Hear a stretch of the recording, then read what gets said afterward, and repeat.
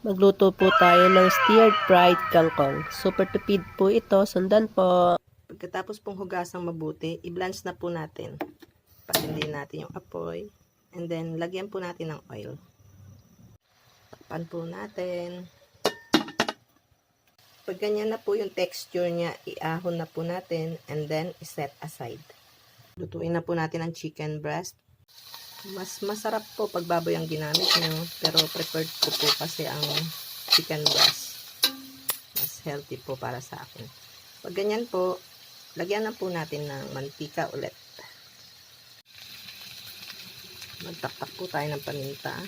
Kain po natin mag-brown. Konting asin. Konti lang po kasi lalagyan po natin yan ng oyster sauce. Pag brown na po yung chicken breast natin, lagyan na po natin ng oyster sauce.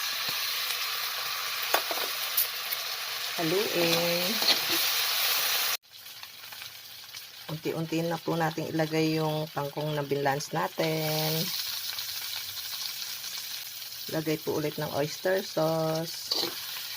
Haluin. Unti-unti lang po hanggang sa maubos yung kangkong natin. The same procedure lang po. Lagay ang kangkong, tapos haluin, then pag nahalo, ulitin po ulit hanggang maubos yung kangkong natin. Maglagay na po tayo ng paminta ulit. Dahil wala po siyang bawang at sibuyas, lagyan po natin ng toasted garlic. Optional lang naman po ito, pero mas masarap po siya. Haluin po natin. Lagyan din po natin ng sili. Optional lang po yan. Hilig po kasi asawa ko sa sili. And then, haluin.